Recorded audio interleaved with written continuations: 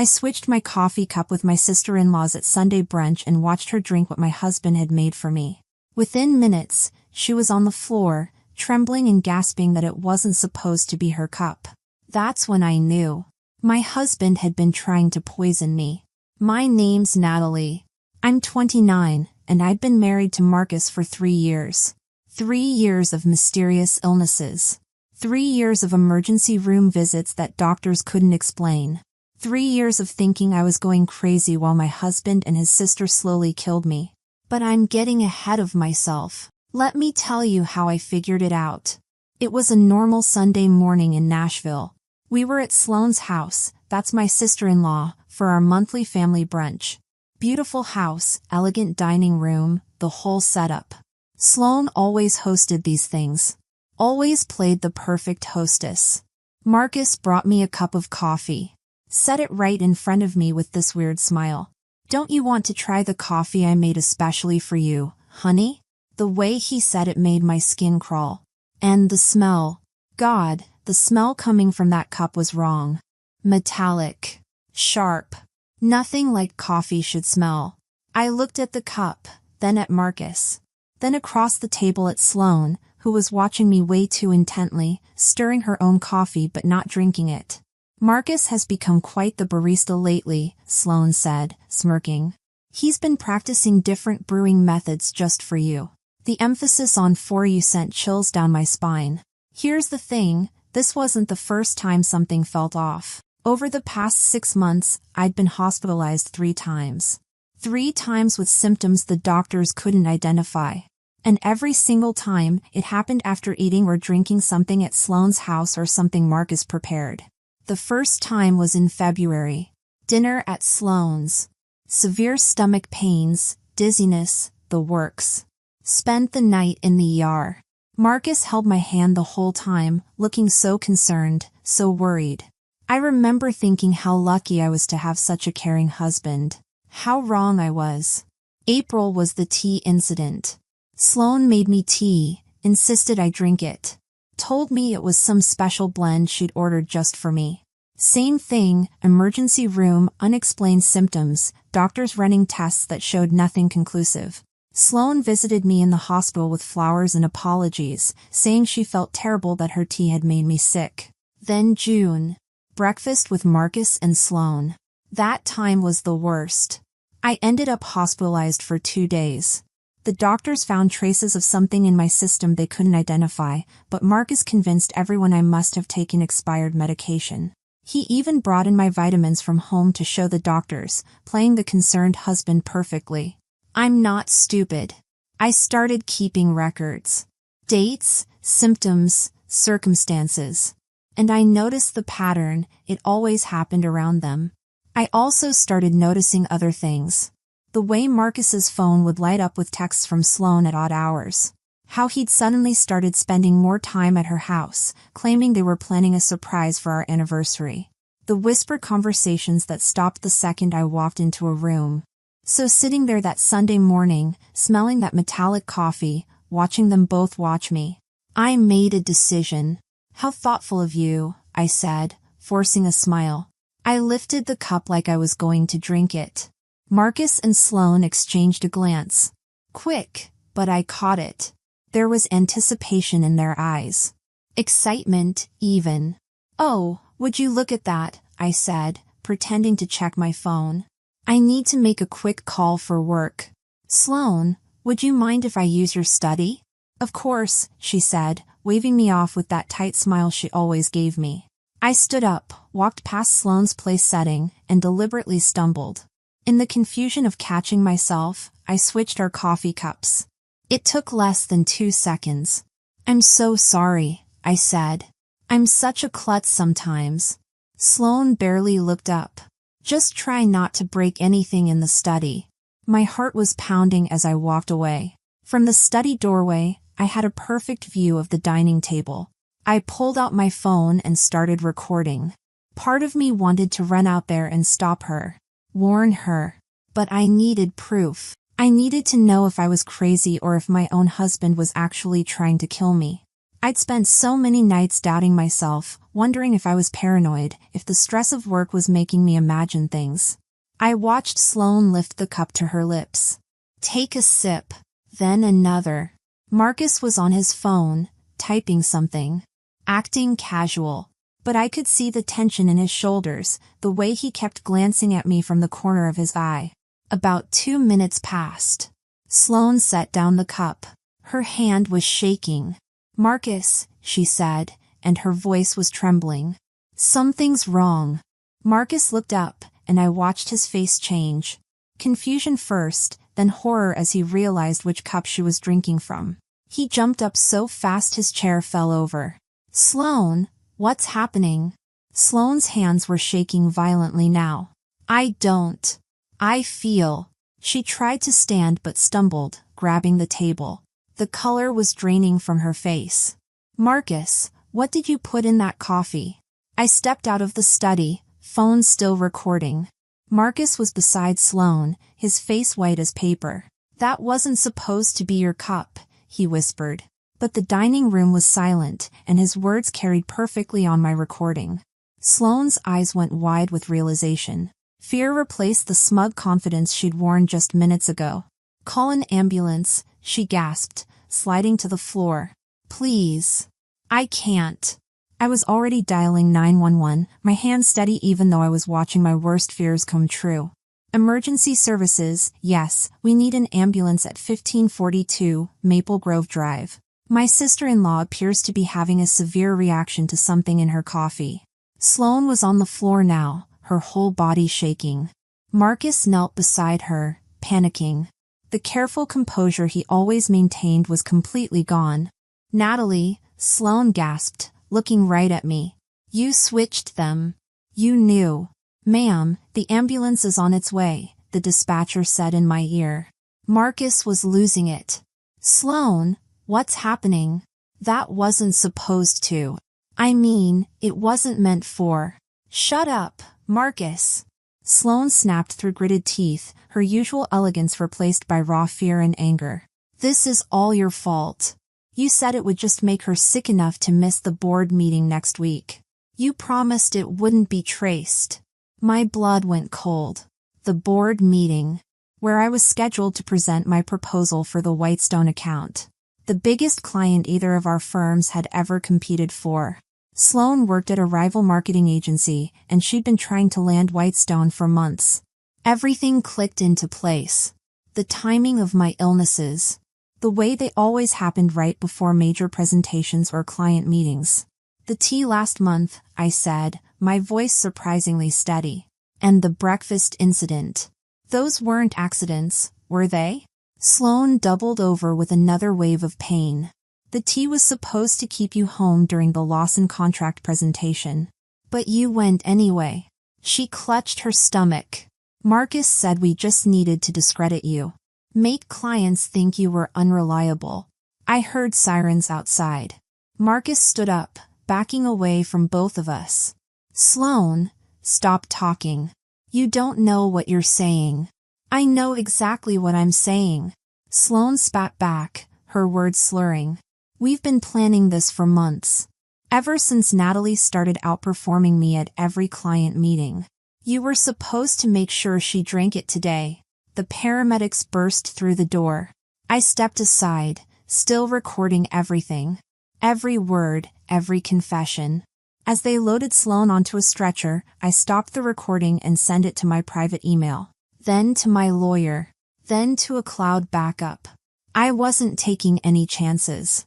Marcus just stood there, frozen, watching his plan fall apart. I'll ride with her to the hospital, I told the paramedics. Then I looked at Marcus, really looked at him, this man I'd promised to spend my life with. I'm sure the doctors will be very interested in knowing exactly what was in that coffee. The emergency room was chaos. Doctors rushing around, machines beeping, Sloane being wheeled away for treatment. I sat in the waiting room, replaying the recording. Sloane's confession. Marcus's panic. All of it captured on video. Marcus had mumbled something about parking the car 20 minutes ago and disappeared. Probably calling a lawyer. Or maybe just running. Family of Sloan Dalton, a nurse called. I'm her sister-in-law. How is she? The nurse's face was serious. She's stabilized, but we found concerning levels of toxins in her system. The doctor needs to speak with you. Dr. Brennan was tall, gray-haired, sharp-eyed. She didn't waste time. Mrs. Mercer, can you tell me exactly what happened before your sister-in-law became ill? I pulled out my phone. I think you should listen to this first. I played the recording. Watched her expression change from concern to alarm. This is very serious, she said, making notes. The substance we found isn't something that accidentally ends up in coffee. We're looking at deliberate contamination. That's when Marcus appeared at the end of the hallway. He'd obviously heard. His hair was disheveled, his shirt untucked. He looked like he'd been crying. Natalie, he started, taking a step toward me. Let me explain. Stay back, Dr. Brennan warned, pressing the nurse call button. Security to room 412. Marcus raised his hands. This is all a misunderstanding. Sloan was confused. She didn't know what she was saying. I pulled up the texts I'd found on his phone last week. The ones I'd secretly forwarded to myself when he was in the shower one morning. Really? So these messages between you and Sloan about making sure I'm out of commission before the Whitestone presentation were just friendly conversation?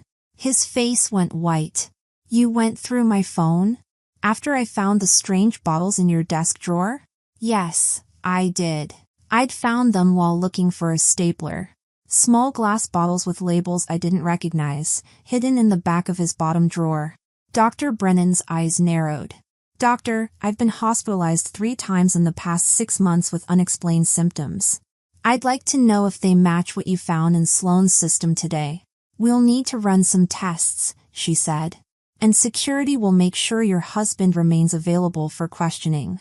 2 security guards showed up and positioned themselves on either side of Marcus. He looked trapped. Desperate. This was a man who'd always been in control, who'd always had a plan. Now he had nothing. Sloan and I, he stammered. We were just trying to help you. Slow you down. You were working too hard, taking all the big clients. Sloan said if we could just make you take some time off. By poisoning me? My voice was steady, but my hands were shaking. How long have you been doing this? Was it you who tampered with my food at the Christmas party too? His silence told me everything. I remembered that party. I'd gotten so sick I'd had to leave early, missing the chance to network with a major potential client.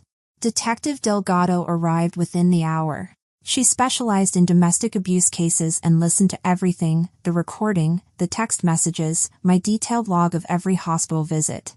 Mrs. Mercer, she said, reviewing her notes. You mentioned you've been keeping records? I pulled out another phone from my purse. My backup phone with a different number that I'd bought specifically for this purpose. Ever since I noticed the pattern, I started recording conversations when I was around them. I have several where Sloan and Marcus discuss their plans.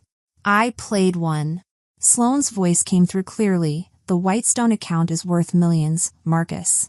We can't let her ruin everything we've worked for.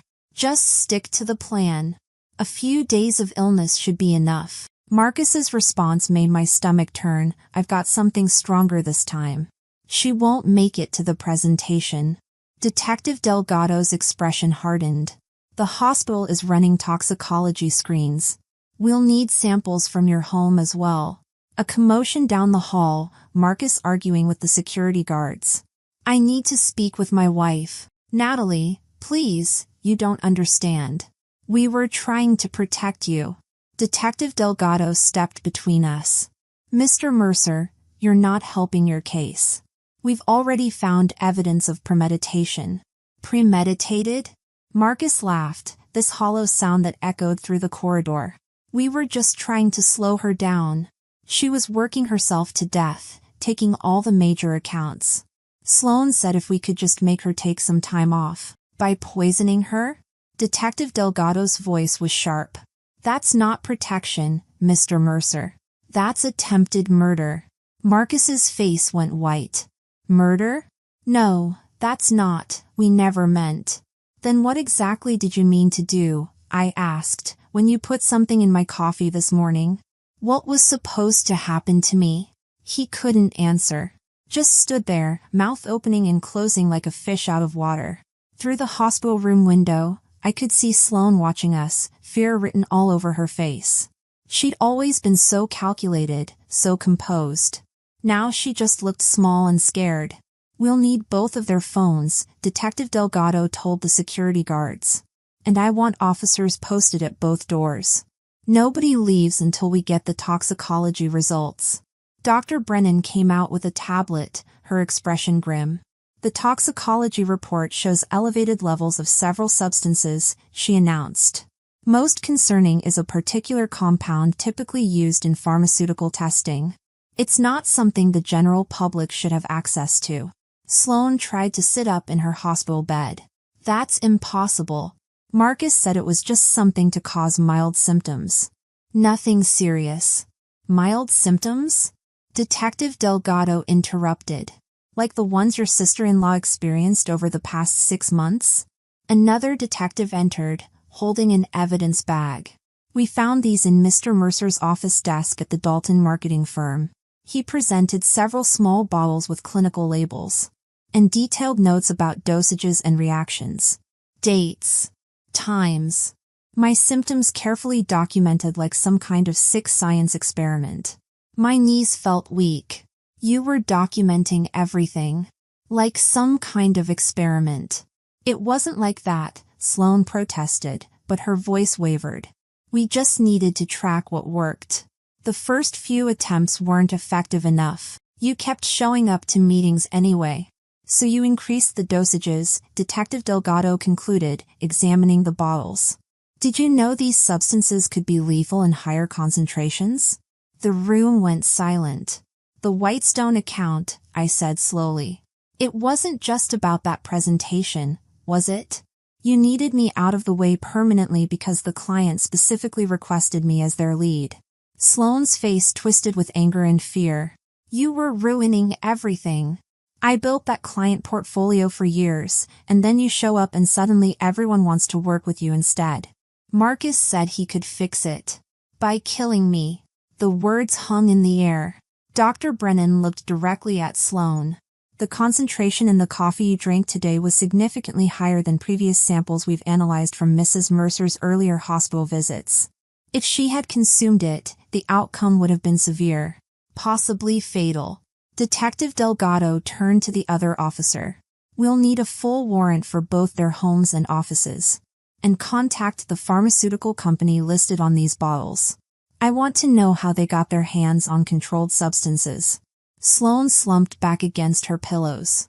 It wasn't supposed to go this far. Marcus kept saying we just needed one more try. One more attempt and you'd be out of the picture. I stepped closer to her bed. Every time I got sick, every meeting I missed, every client I lost, you were both there. Watching. Taking notes on how your poison was affecting me. What kind of people does that make you? The silence was deafening. Outside, I could hear Marcus being read his rights. The words I'd only heard on TV shows were now being spoken about my husband. Detective, I said, turning away from Sloane. I'm ready to make my formal statement now. The trial lasted 3 weeks. I sat in that courtroom every single day, watching the prosecution lay out their case. The bottles from Marcus's office. The detailed notes on each poisoning attempt. The recorded conversations and text messages. Bank records showing payments to Marcus's college friend at the pharmaceutical company. What got me most was how small they both looked. Sloane, usually so polished and confident, looked tiny in her defendant's chair. Marcus couldn't even look at me, just kept his eyes on the floor while witness after witness testified against him. Dr. Brennan's testimony was damning. She presented a comprehensive analysis showing how they'd gradually increased the dosages over time, demonstrating clear intent to cause serious harm. She explained in detail what each substance did to the human body, how the combination was designed to be difficult to trace. The pharmaceutical company rep confirmed that Marcus had stolen the compounds through his college friend who worked in their research department. The friend had already pleaded guilty to theft and was cooperating with prosecutors. My own testimony took an entire day. I walked the jury through every incident, every hospital visit, every moment of doubt and fear.